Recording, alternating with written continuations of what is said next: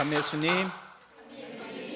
한 주간 잘 지내셨습니까? 네. 함께 시작 기도로 묵주기도학교 함께 열도록 하겠습니다. 성부와 성자와 성령의 이름으로 아멘. 복되신 성모님의 묵주는 저희를 하느님께 묶어주는 아름다운 사슬이며 저희를 천사들과 결합시켜주는 사랑의 끈입니다. 묵주기도는 지옥의 공격을 물리치는 구원의 보루이며 모든 난파선이 찾는 안전한 항구입니다. 저희는 묵주기도를 결코 멈추지 않겠습니다.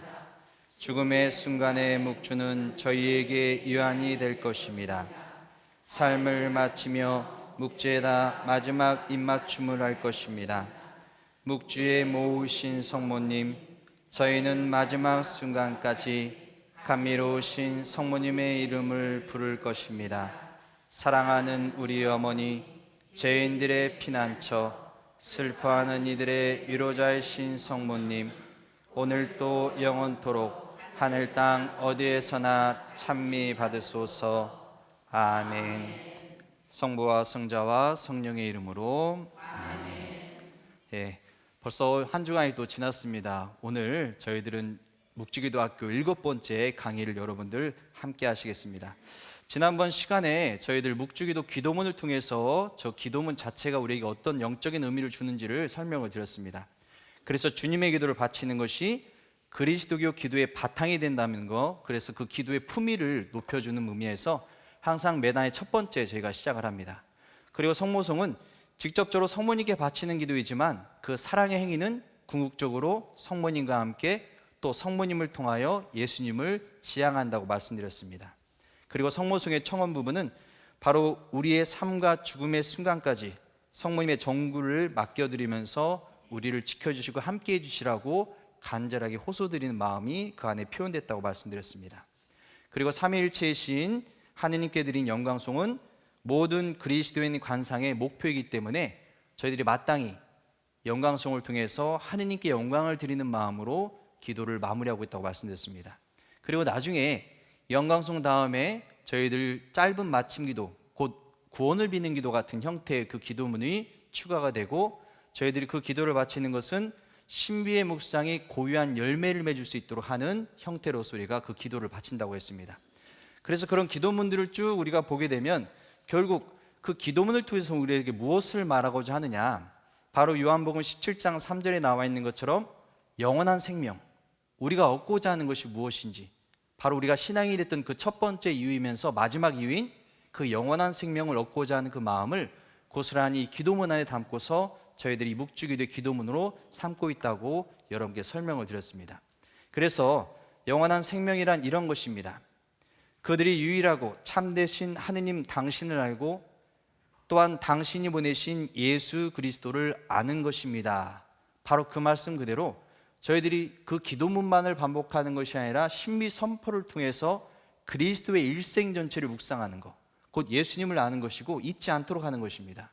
그러한 것들이 매일같이 혹은 여러분이 시간에 맞춰서 우리들이 기도하면서 자연스럽게 항상 내 삶의 중심에, 내 일상에 주님을 제 중심 안에 모시고 항상 기도가 있다는 것을 드러내는 것이기도 합니다. 오늘 저희는 환희의 신비 제2부가 시작됩니다. 이제 기도문까지 역사부터 해서 쭉 묵주기도가 어떤 기도인지 그 외적인 모습과 또 기도의 형태에 대해서 말씀드렸다면, 정말 또한 중요한 것이 묵상하는 것, 어떻게 우리가 묵상하는 게 가장 좋을까. 그래서 오늘 강의 시간은 묵주기도의 신비 묵상을 어떻게 하면 효과적인지에 대해서 여러분께 말씀을 드리도록 하겠습니다. 먼저 저희들이 기도를 하면 기도의 자세도 필요해요. 그냥 저희들이 일상적으로 하면 묵주기도 들면서 여러분들 뭐 일상 가운데 늘 바치시죠? 어떻게 바치십니까? 산책하면서? 또 뭐 어디 뭐 운동하실 때도 뭐 조깅하시면서 바치신 분들 계시더라고요. 능력자예요, 그런 분들은. 여러 가지 아마 다양하게 뭐 자매님들께서는 뭐 집안일을 하시다가 바칠 수도 있고, 또 형제님들께서 일하는 중에도 또 수시 때때로 또 이렇게 필요할 때마다 기도를 바칠 수 있으실 겁니다. 그렇게 또 쉽게 바칠 수 있는 게 또 묵주기도이기도 합니다. 근데 그렇게만 바치는 것이 아니라 사실은 저희들이 시간과 공간을 배려해서 바쳐야 할 기도가 또한 묵주기도거든요. 어느 정도냐면 지난번에 역사 시간에 통해서 우리가 성모 시편을 시작됐던 그 역사를 말씀드렸습니다. 그래서 피에르 다미아노라는 분께서 천사 인사말, 곧 주님의 기도를 150번 반복하는 기도 형태가 성모송이 그 자리를 대체하면서 성모송의 전반부에 그 찬미 부분의 첫 번째, 은총이 가득하신 이여 기뻐하라 주님께서 너와 함께 계시다는 이 말씀을 바로 기도문으로 삼기 시작했거든요.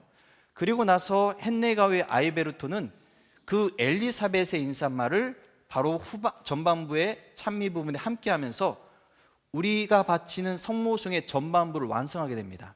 근데 아이베르토의 그 기도 방식 중에 이러한 내용이 나와요. 하루에 무릎을 꿇은 상태로 100번, 바닥에 엎드려 50번 하면서 기도를 바쳤다고 합니다. 묵주기도를 그런 식으로 바쳤다는 것이에요. 그래서 아마 여러분들이, 저희들이 이 묵주기도는 참 쉽게 접근하기 때문에 여러분들이 그냥 뭐 일상 가운데 쉽게 뭐 운전하시다가도 하시고 또 뭐 여러 가지 다양하게 편하게 접근하시고 너무 좋아요. 그게 우리가 숨 쉬듯이 기도한다는 것을 말해주는 것이기도 하니까요. 근데 저희들이 또 따로 시간과 공간을 배려해서 정말 저희들이 기도 드리는 정성을 드리는 것 또한 이런 식으로 무릎을 꿇거나 또 부복하면서 저희들이 기도를 바칠 수 있다는 것이죠. 근데 이 자세들은 그냥 이루어진 자세가 아니라 예수님의 기도 방식을 저희들이 기도를 통해서 드러내는 것이기도 합니다. 어떤 방식이냐면 예수님께서 겟세마니에서 기도하실 때 바로 여러분 그 장면 잘 아실 것입니다. 근데 루카복음에는 예수님께서 피땀 흘리시며 기도하실 때 무릎을 꿇고 기도하셨다고 말하고 있습니다. 무릎을 꿇고. 이 무릎을 꿇고 기도하시는 것은 예수님께서 너무 고통스럽고 또 간절하게 아버지 하나님께 기도드리기 위해서 당신의 그 마음을 무릎을 꿇는 자세로서 표현하고 있는 것이거든요. 저희들이 장계한다고 하잖아요. 여러분 미사 중에도 장계를 하시고 거룩한 순간에 성변할 시간에 장계를 하시기도 하지만 또 저희들이 간절하게 기도드릴 때 어떻게 합니까? 무릎을 꿇고 합니다. 누군가에게 뭔가를 부탁하고 정말 그 부탁이 꼭 이루어지기를 바라고 싶을 때도 어떻게 합니까? 무릎을 꿇습니다. 간절함을 드러내는 표현이거든요. 근데 성경에도 마찬가지예요. 성경에는 어떤 식으로 또 그 무릎을 꿇는 것이 나와 있냐면 스테파노 성인께서 돌파매질을 당하실 때 기도하며 무릎을 꿇으십니다. 그리고 나중에 베드로도 타비타를 죽음에서 일으키기 전에 무릎을 꿇고 기도합니다. 그 무릎을 꿇는다는 굉장히 간절함을 표현하는 것이기도 하고 또 어떻게 보면 순교의 순간에 이 무릎을 꿇는 표현으로 표현된 것이 바로 그 무릎을 꿇는 자세가 순교를 드러내는 자세이기도 합니다. 곧 예수님께서도 그 잔을 받아들이심, 무릎을 꿇고 그 잔을 받아들이시는 마음으로 바로 그 기도의 자세를 표현하고 있는 것이거든요. 그래서 예수님은 순교자들의 전형이기도 하시지만 저희들이 무릎을 꿇고 기도한다는 것 또한 저희들이 드릴 수 있는 가장 정성된 마음, 순교는 곧 내 자신을 다 내어드리는 것이거든요. 그래서 그 무릎을 꿇는 자세 또한 바로 기도 안에서 저희들이 드릴 수 있는 기도의 표현이라고 말씀드릴 수 있습니다. 또 한 가지는 엎드리는 것입니다. 이 엎드리는 자세는요, 마테오복음과 마르코복음에 표현되어 있습니다. 마테오복음에는 바로 앞으로 조금 나아가 얼굴을 땅에 대고 엎드려 계십니다. 근데 마르코복음에 아주 전체적으로 표현되어 있어요. 구체적으로 어떻게 표현됐느냐, 앞으로 조금 나아가 땅에 엎드리시면서 그 기도를 간절하게 드렸다는 것입니다. 그래서 아까 루카복음에는 무릎을 꿇고 계시는 모습을 표현했는데 같은 내용입니다만은, 공간복음 안에서 같은 내용입니다만은 바로 자세가 좀 다릅니다. 여기서는 엎드리는 자세를 바로 예수님께서 취하셔요. 더 간절해진 것입니다. 엎드리는 자세를 보면요, 바로 아버지 하느님의 뜻에 당신 자신을 극단적으로 낮추는 겁니다.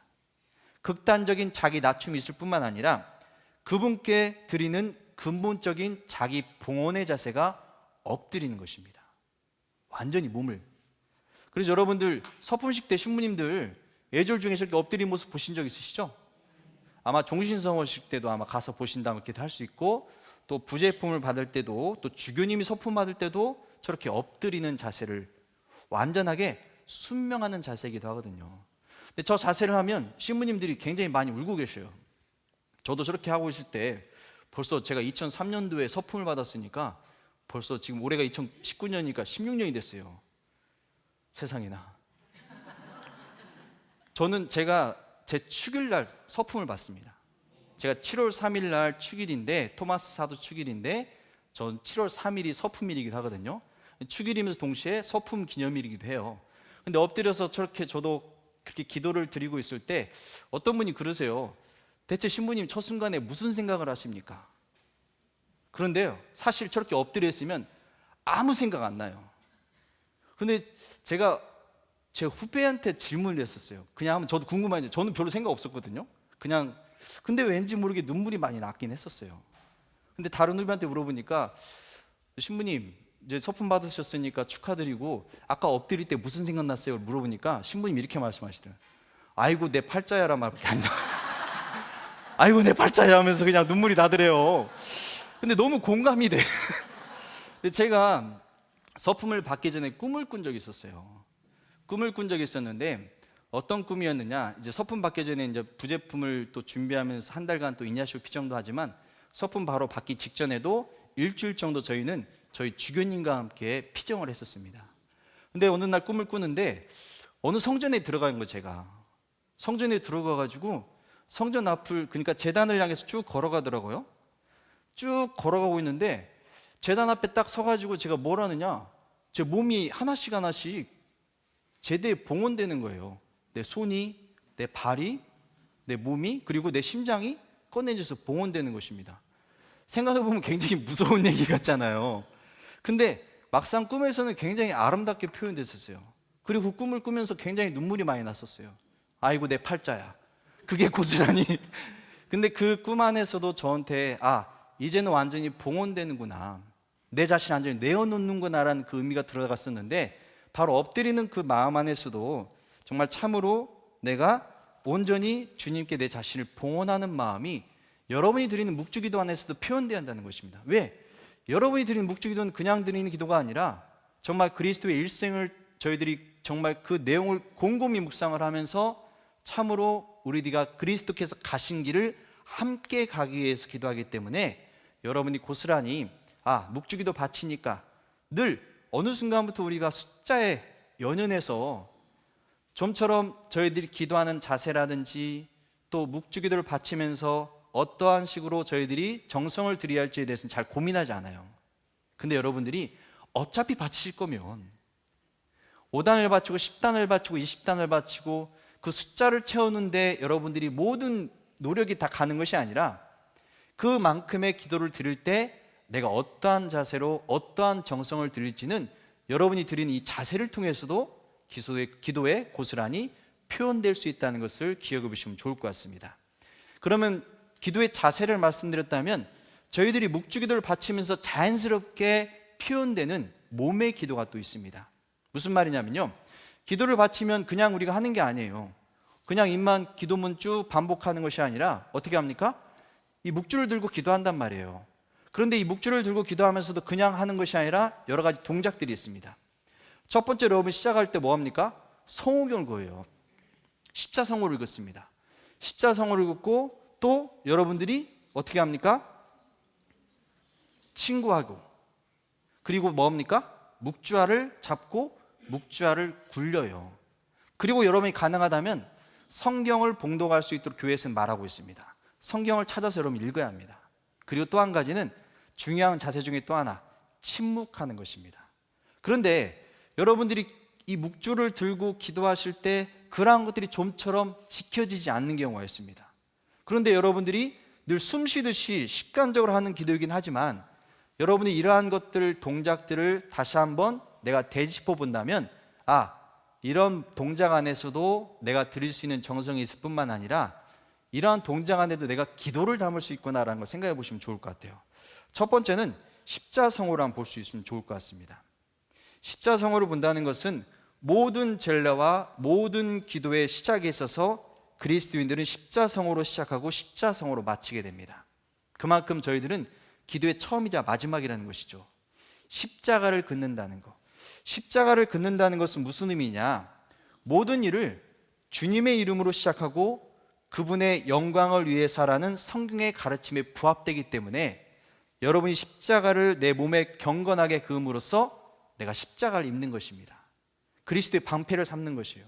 바로 그 그리스도를 저희들이 입음으로써 온전히 시작이며 마침이신 바로 그리스도를 향한 기도에 시작과 마침을 십자성호를 통해서 드러내고 있는 것입니다. 십자성호 어떻게 읽습니까? 성부와 성자와 성령의 이름으로 아멘 하고 긋습니다. 왜 우리가 성부하면서 이마에 이렇게 처음에 도장 찍듯이 딱 찍을까요? 하늘에 계신 우리 아버지 생각하시면 돼요. 그리고 성부께서 누굴 보내십니까? 성자를 보내시죠. 성자께서는 파견받으신 것입니다. 지상에 내려오신 거예요. 그리고 왼쪽으로 가는 것은 그 성자께서는 우리 구원을 위해서 어떻게 하십니까? 십자가에 못 박혀 돌아가신 것입니다. 죽음을 상징한다 생각하시면 됩니다. 그리고 왼쪽에서 오른쪽으로 가는 것은 죽으셨다가 부활하시고 승천하신 다음에 하늘에 올라 성부 오른편에 앉으신 것. 그리고 또 누굴 보내십니까? 성령을 보내셨기 때문에 자연스럽게 삼위의 호명, 내가 믿는 하느님에 대한 그 고백이 십자가를 통해서 완전히 드러나기 때문에 저희들은 십자성을 긋는다는 것만으로도 저희의 신앙 고백을 하는 것입니다. 어떤 분이 들으니까 식사할 때마다 우리가 십자성호 그으면서 식사전 기도를 하잖아요. 어떤 분이 그런데 자기가 십자성호를 그으면서 신자들이 다 같이 있으면 정말 부끄럽지 않고 열심히 잘 하시는데 어디만 가면 좀 약간 부끄러운 거야. 내가 신자란 걸 남들에게 알리지 마라 합니다. 이수신 장군도 아닌데, 그래서 이제 십자성호를 그으면 그렇게 되니까 기도는 좀 해야겠고, 그러니까 이렇게 조그만하게 살짝 보이는지 안 보이는지 모르게 살짝 하시기도, 어떤 분은 그러신다고 하네요. 이 가슴께도 아니고 무릎에다가 살짝 책상 밑으로 가서 그렇게 하신다고 하는데, 여튼 저희들이 십자성호를 긋는다는 것만 우리 기도의 시작이라는 것은 분명합니다. 그것도 우리가 묵주기도 안에서 시작되는 그 십자성호는 내가 기도하는 그 의미를 찾을 수 있기 때문에 여러분이 정성껏 십자가를 그을 수 있으면 합니다. 그리고 두 번째는 묵주화를 굴리는 걸 생각해 보시면 좋을 것 같아요. 묵주화를 굴리는 것은, 묵주는 흔히 반복되는 기도의 수를 세기 위한 도구입니다. 성물로서 바로 준성사를 드러내고 저희들이 거룩한 물건으로 저희들이 항상 내 몸에 저희들이 지니고 다니고 있습니다만은, 또한 수를 세기 위한 도구로서 우리가 사용되기도 하는데, 묵주화를 저희들이 굴리게 돼요. 그렇죠? 굴립니다. 근데 묵주화이 시작이 되고 맞춰지는 곳이 어딜까요? 십자가라는 것이죠. 그 방향은 무엇을 말하느냐? 그리스도인의 간상과 완덕의 끝없는 길을 표현하기도 합니다. 묵주화를 돌리면서 우리는 그 방향으로 쭉 나가는데, 내가 시작이며 마침이신 그리스도를 향하고 있다는 것을 바로 우리가 그 묵주화를 굴리는 동작에서마저도 기도하면서 우리가 표현하고 있다는 것입니다. 그리고 또 한 가지는 성경 봉독입니다. 성경 봉독은 저희 사실 뭐 동작이라고 좀 말하기 좀 그렇지만, 우리가 그 성경 봉독을 찾아, 곧 성경을 찾아서 준비하고 또 그 부분을 찾아서 읽게 되는 그 부분, 왜 말씀드리냐면, 묵주기도를 할 때, 묵상할 때 중요한 방법 중에 하나가 바로 성경을 봉독하는 거예요. 근데 우리가 좀처럼 성경 봉독 안 하죠. 왜? 선포하고 바로 주님의 기도로 넘어가죠. 묵상이나 하면 정말 다행이죠. 묵상할 시간이 없어요. 우리는 빨리 오단 바치고 다른 일 해야 하니까, 다른 기도 해야 하니까. 근데 여러분들이 요한 바오리스 교황님께서도 강조하셨지만, 저희들은 그 신비와 관련된 성경 말씀을 읽는 것은 어떤 것과 비교할 수 없습니다.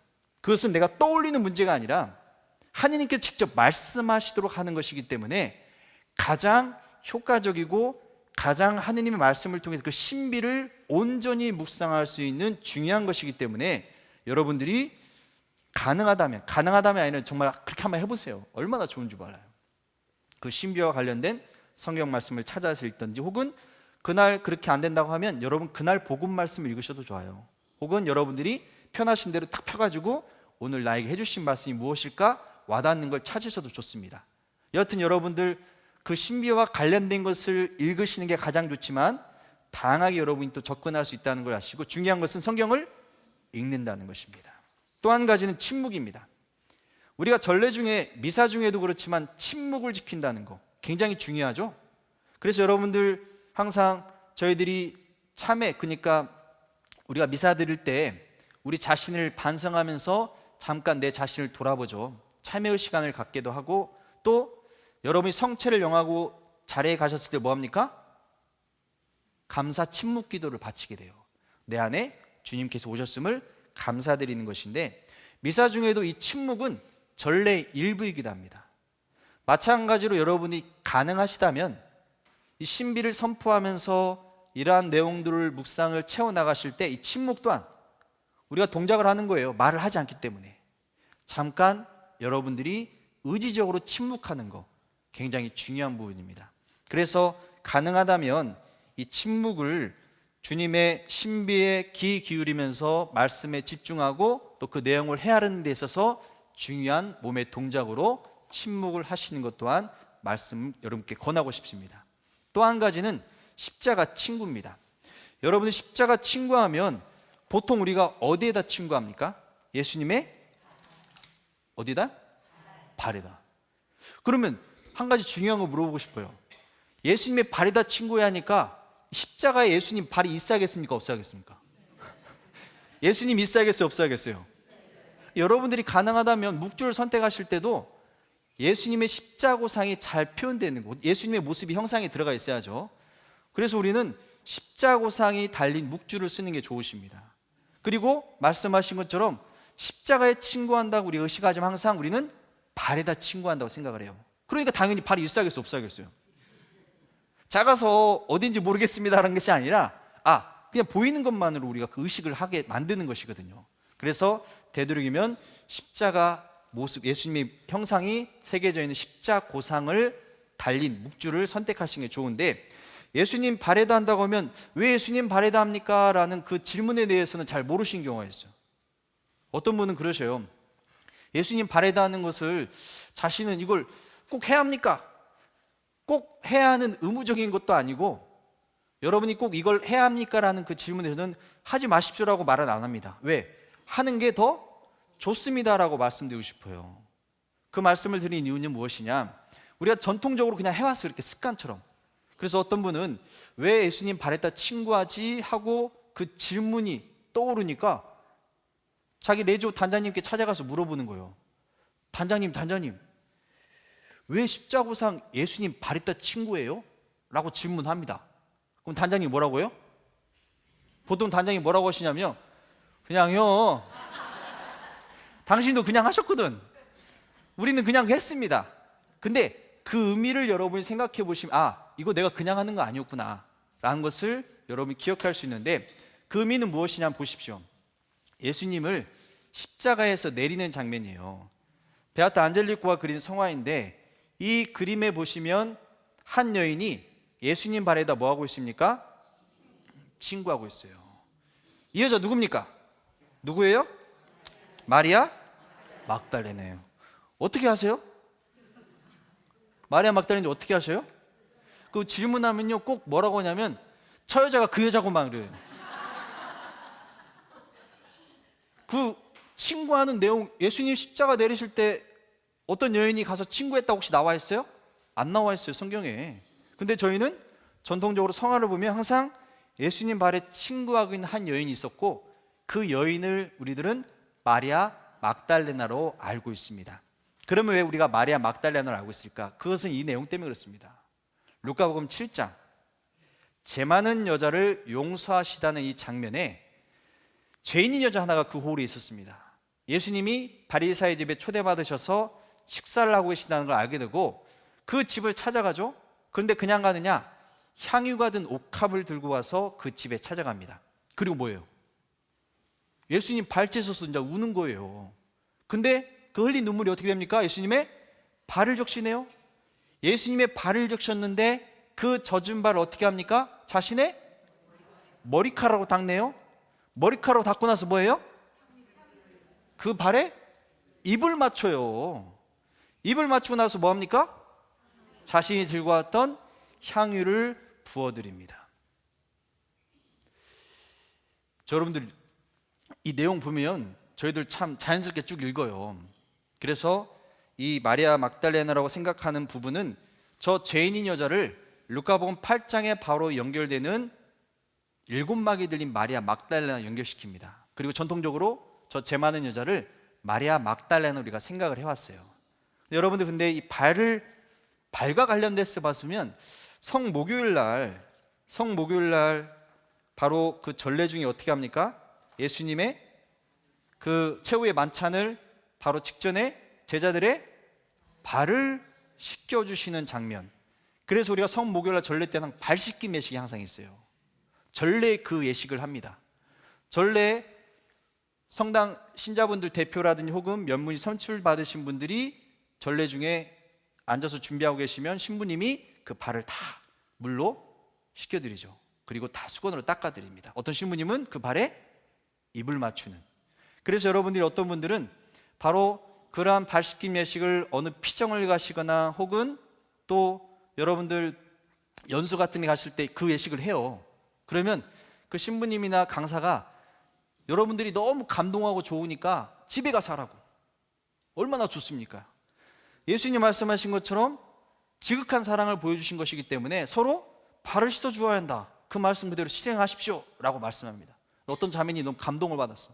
아, 내가 집에 가서 이걸 꼭 해야겠다. 그래서 딱 집에 갑니다. 집에 가가지고 형제님이 이제 퇴근할 시간에 딱 오시는 거예요.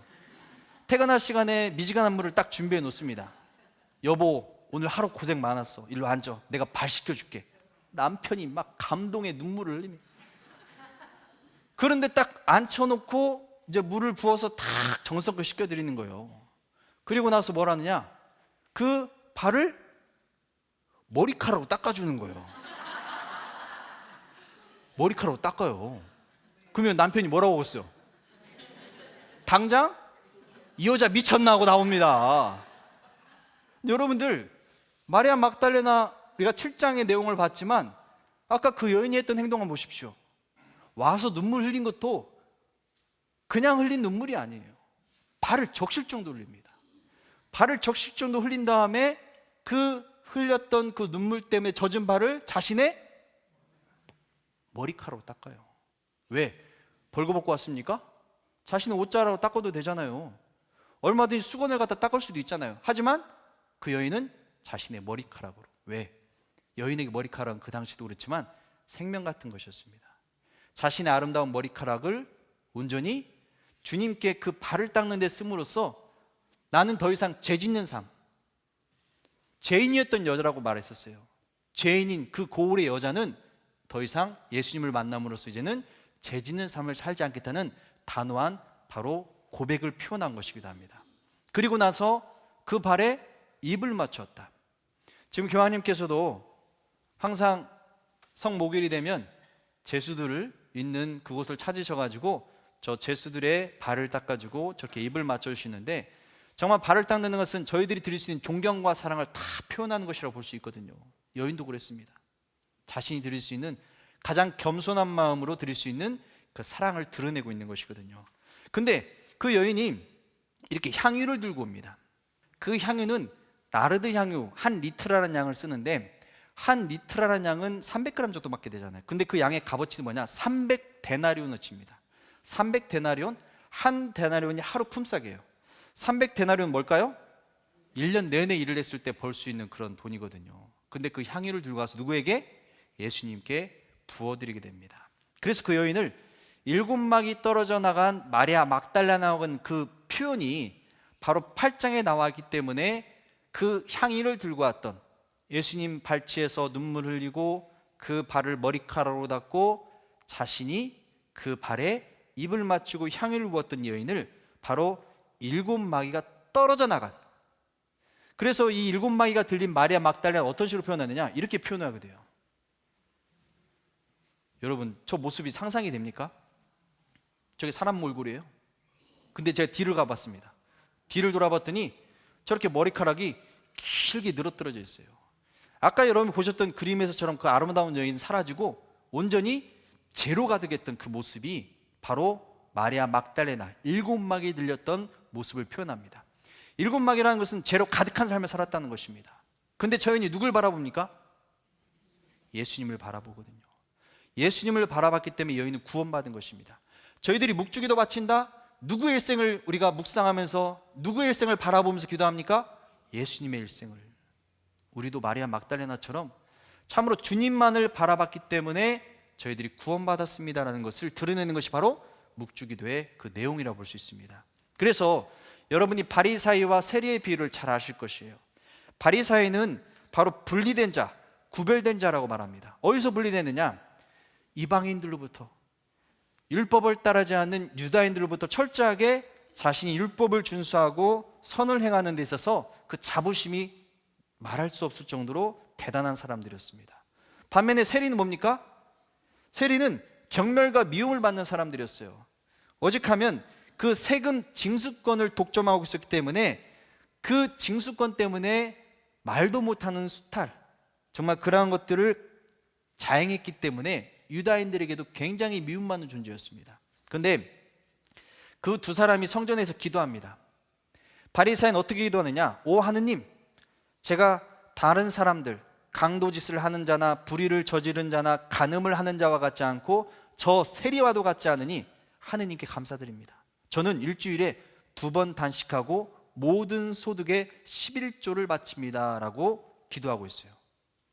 반면에 세리는 어떻게 합니까? 오 하느님, 이 죄인을 불쌍히 여겨주십시오 하고 기도하고 있습니다. 기도도 굉장히 짧아요. 근데 예수님께서 이 두 사람을 비유해서 말씀하신 이유는 무엇이냐? 스스로 의롭다고 생각하며 다른 사람들을 업신여기는 자들에게 이 비유를 말씀하십니다. 그 사람이 누구라는 것입니까? 바리사이라는 것입니다. 왜 그 말씀을 하시냐? 자세가 다릅니다. 바리사이는 꼿꼿이 서서 혼잣말로 기도합니다. 혼잣말이라는 것은 뭡니까? 누구에게 기도하고 있다는 것이 하느님께 기도하고 있는 거 아니에요? 혼잣말하고 있다. 하느님이 안 계신 거예요. 자기는 그걸 드러내고 싶은 것입니다. 근데 반면에 세리는 멀찍이 서서 하늘을 향하여 눈을 들 엄두도 못 내고 있습니다. 하느님이 나를 지켜보시는구나 의식하는 거예요. 하느님이 계신 것입니다. 저희들이 묵주기도 바치면서도 어느 순간부터 습관적으로 바쳤다면 내가 정말 이 세리처럼 겸손되이 내가 하느님이 항상 날 지켜보시고 내가 정말 죄 짓는 삶을 살았지만 주님을 바라보면서 참회의 눈물, 그리고 참으로 그 참회의 눈물처럼 우리들이 겸손되이 이 기도를 드리고 싶습니다 하는 그 마음가짐, 그 기도는 겸손한 기도가 구름을 거쳐서 하느님께 도달한다는 것. 저희들의 마음도 내가 묵주기도를 바치는구나 라는 그 의미가 참으로 여러분이 한 단을 바치든지 5단을 바치 10단을 바치 20단을 바치든지 하루 종일 기도 안에 머무실 때도 바로 그러한 마음을 내가 계속 그걸 가질 수는 없어요. 하지만 의식을 하면서 기도하신다면 훨씬 기도의 자세는 달라진다는 것을 여러분들이 좀 기억하시면 훨씬 기도하는데 풍요롭게 기도할 수 있을 거라는 생각을 해봅니다. 또 한 가지는 묵주기도를 효과적으로 묵상하는 5가지 방법을 제가 좀 설명을 드리려고 합니다. 이건 제 개인적인 말이 아니라 요한 마리스 교황님께서 묵주기도라는 교서 안에 묵상에 대해서 설명을 하셨는데 그러한 내용들이 좀 약간 흩어져 있긴 해요. 흩어져 있는데 그러한 내용들을 제가 좀 5가지로 한번 정리해 봤습니다. 묵주기도를 바칠 때 여러분 소리기도 그리고 신비를 선포하면서 그 신비와 관련된 묵상을 해야 하는데 이 소리기도와 묵상은 기도의 영과 육이라고 말할 정도입니다. 그러니까 소리기도가 바로 육신의 역할을 한다면 묵상은 영혼의 역할을 하면서 이게 같이 조화가 돼야 하는 것이거든요. 근데 어느 순간부터 우리가 소리기도만 반복하고 있다면 저희들이 그러한 부분에 있어서 묵상기도도 함께 이루어질 수 있도록 그러한 것들을 도와드리기 위한 것입니다. 그러면 묵상을 하는 데서 어떤 것이 가장 효과적인 방법입니까? 그 첫 번째는요, 신비를 선포하는 것입니다. 신비 선포는 당연하죠. 환희의 신비 제1단, 마리아께서 예수님을 잉태하심을 묵상합시다. 그 신비를 선포할 때도 그냥 선포하는 것이 아니라 그날의 신비와 연결져서, 제가 신비 연결되는 거 말씀드렸어요.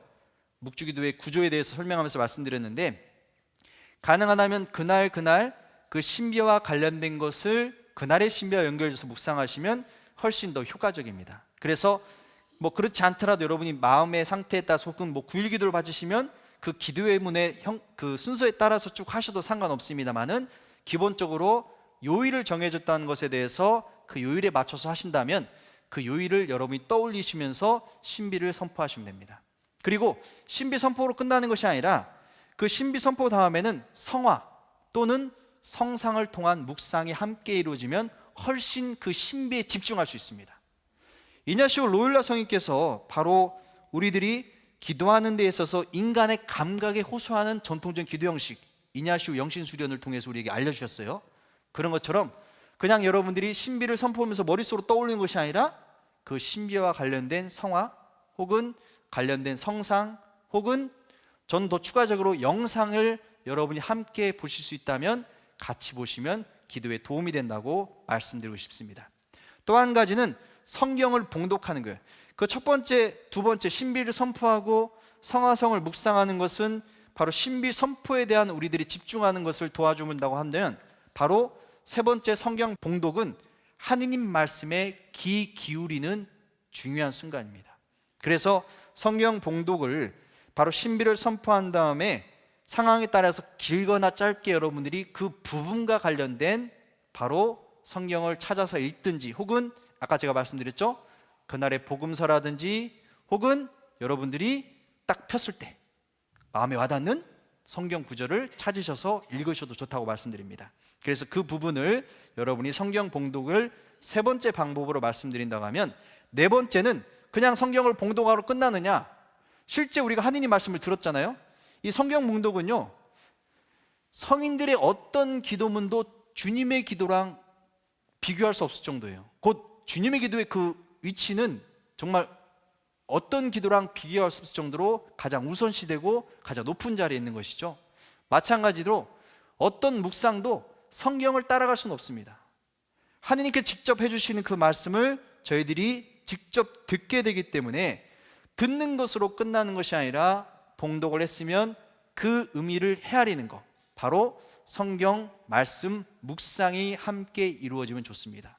그래서 제가 말씀 묵상이 좀 부족한데요 라고 하시면, 이러한 말씀 묵상을 풀어놓은 책들, 묵상서들도 많고, 혹은 성인 성녀들이 해주신 말씀을 저희들이 찾아 우리가 같이 읽을 수도 있고, 또 한 가지는 뭐냐, 전래 시기에 맞춰서 그 내용을 떠올려 보셔도 좋습니다.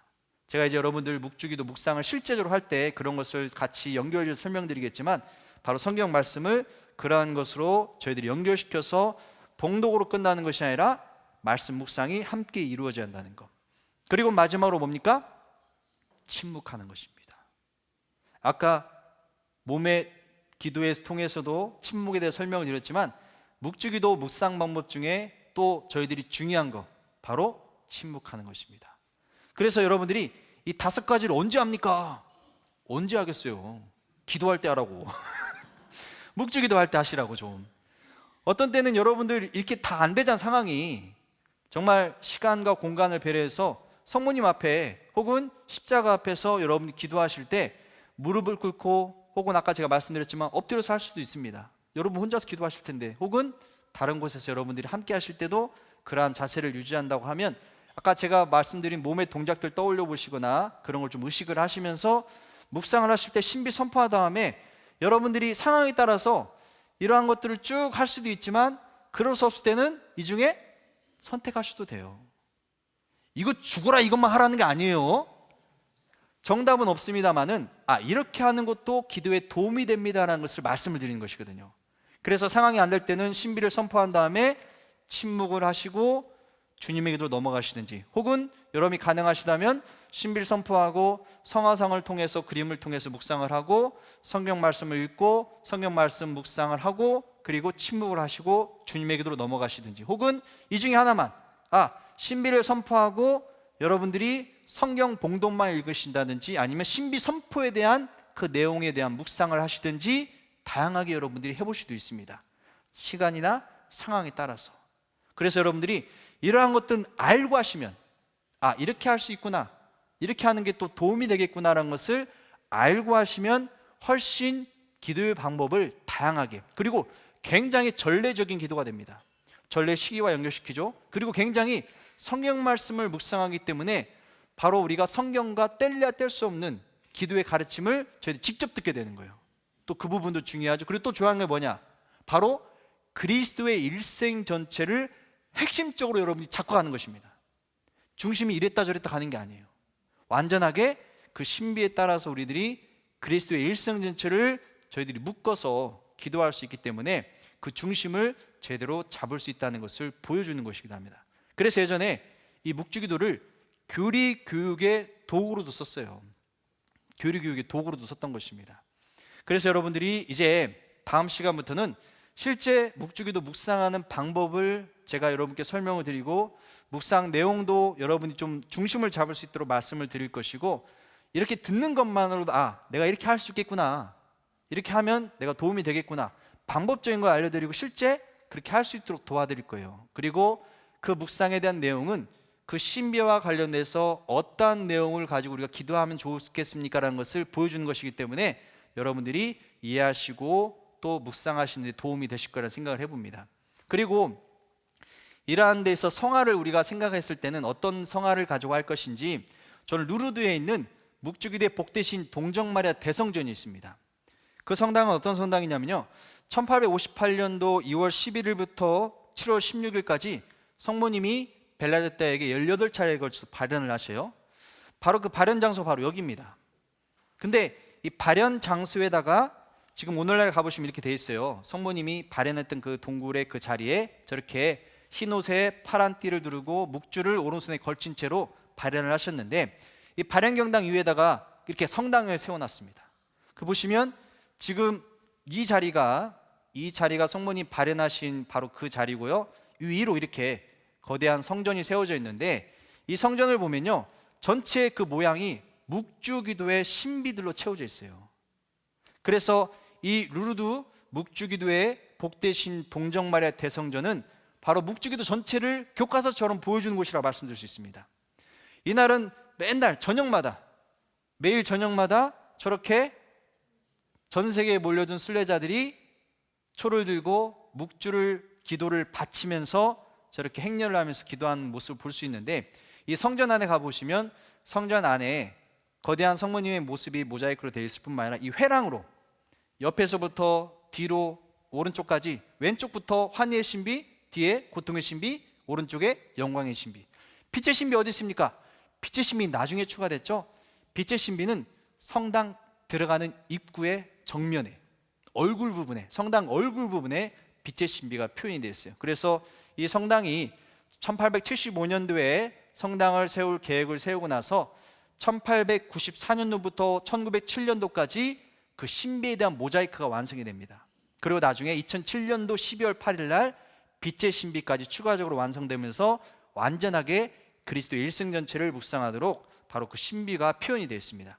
그래서 환희의 신비뿐만 아니라 빛의 신비, 그리고 고통의 신비, 영광의 신비까지 바로 그 신비 내용들을 여러분들이 하나씩 이 그림, 성화와 함께 또 그 내용을 어떻게 효과적으로 묵상하는지에 대해서 그 함께 여러분들이 쭉 이 환희의 신비 부분, 그리고 다음에 빛의 신비, 고통의 신비, 영광의 신비까지 묵주기도의 의미들과 연결해서 여러분께 설명을 좀 드리도록 하겠습니다. 좋으시겠죠? 예, 그래도 도움이 좀 되실 것입니다. 그래서 미처 생각하지 못한 부분들도 헤아리면서 같이 할 수 있기 때문에 여러분이 충분히 그 내용들을 가지고 내가 이렇게 묵주기도 하면 훨씬 기도에 도움이 되겠구나라는 것을 이 시간을 통해서 배우는 것이고, 또 배운다기보다는 함께 우리들이 알아가는 것이니까 여러분들이 효과적으로, 그리고 정말 내가 어차피 바치는 묵주기도, 내가 왜 이 기도를 바치는 데에서 여러분들이 그 질문을 던졌다면 이 시간을 통해서 함께 답을 찾아가는 그 의미 있는 자리가 되셨으면 합니다. 그래서 학교인 거예요. 묵주기도학교. 묵주기도가 바로 기도의 학교이기 때문에.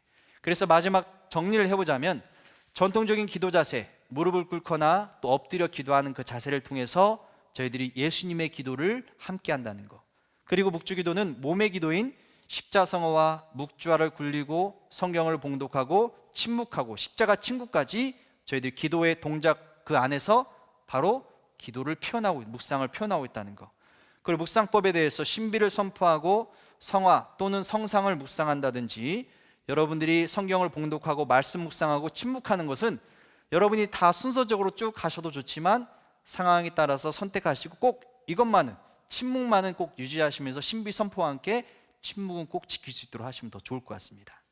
자, 오늘 쭉 묵주기도 묵상법에 대해서 여러분께 신비 묵상을 시작하는 그 즈음에서 이렇게 말씀을 드렸는데, 여러분 묵상하는 것들에 도움이 되셨으면 하고, 이렇게 정리하고 다음 시간부터는 신비에 대해서 직접적으로 같이 그 내용을 살펴보는 것으로 해보도록 하겠습니다. 마침 기도 바치도록 하겠습니다. 성부와 성자와 성령의 이름으로 아멘. 묵주에 모으신 성모님, 성령으로 말미암아 구원의 첫 전달자가 되셨으니 당신께서 가신 길은 예수님께 인도되는 생명의 길입니다. 아드님께서는 십자가 위에서 하느님의 어머니를 우리의 어머니가 되게 하시고 당신께서는 사랑하는 자녀들에게 묵주를 손에 들고 기도하라 요청하십니다. 세상의 평화와 영혼들의 회개를 위하여 저희는 오늘도 묵주기도를 바치며 영원한 구원의 기도를 드리옵니다. 믿는 이들의 모범이시며 겸손한 이들의 희망, 사랑하는 우리 어머니 저희를 위하여 빌어주소서. 아멘. 성부와 성자와 성령의 이름으로 아멘. 감사합니다.